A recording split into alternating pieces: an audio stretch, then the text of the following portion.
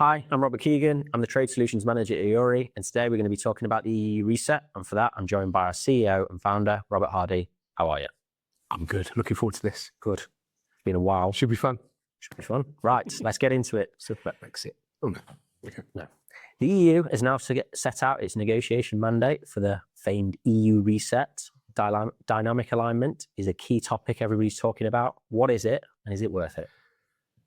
Right. First off, what is it? The idea behind dynamic alignment is that the UK would align to the EU's SPS regulations dynamically, as the name suggests, which means they align once and then they continue to align as it changes. So what that means, though, is that we wouldn't have our own SPS rulebook anymore. We would essentially be using the EU's SPS rulebook, and we wouldn't have one of our own at all. We don't have any say in what goes in the SPS rulebook for the EU. We will be consulted, but we're not a member of the EU. Anybody missed the point in 2021 we actually left the EU. So to sort of align to something that we can't control, and we also in the process forfeit our own rulebook when it's known that the EU SPS regime is particularly cumbersome and troublesome to other trading nations, would not only limit our ability to do other trade deals because we can't now negotiate SPS rules because we're not in control of them. And secondly, it might actually jeopardize some of the trade deals we have done since leaving Brexit, which was kind of the point of Brexit. So even our trade deal with CPTPP, which includes Canada, who have had issues with the EU SPS regime before, the United States have definitely had issues with the EU SPS regime, that it just jeopardizes those deals, the future deals, and even the current deals. So, plus it won't come for free. It's not a case of us.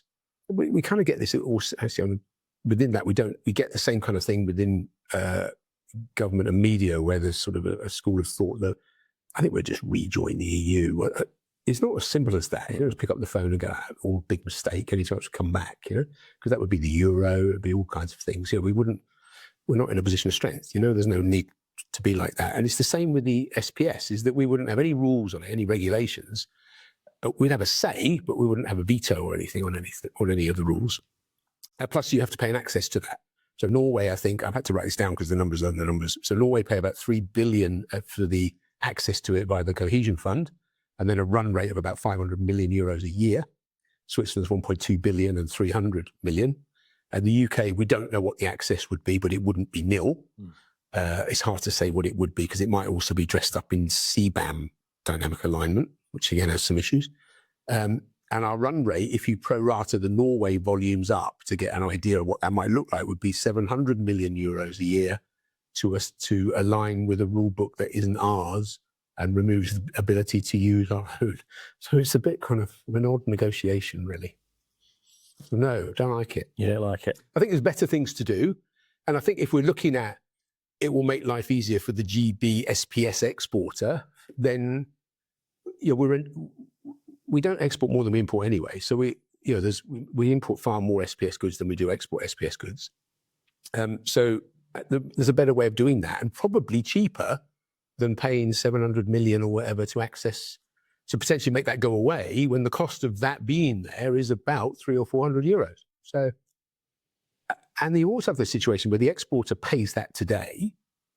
Okay, it's a cost on our SPS exports that weren't there before Brexit.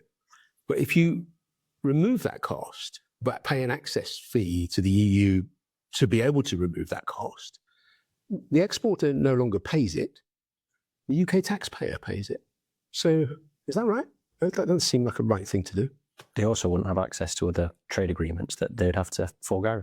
Look, I was on a webinar a while ago with the Grocer magazine, which is, of course, the sort of Bible in that sector. And we were in the green room before and everyone was talking about EU reset. And I thought, I'm really unpopular here because I'm not really a fan. But then the guy from the Food and Drink Federation said, I don't want it either. And neither do any of my members. It's not what we want to do. We can't now align to that. We can't do trade deals anywhere else in the world. And we want to export to the world, not just to Calais, basically. So no, don't like it. You don't like it. Understood.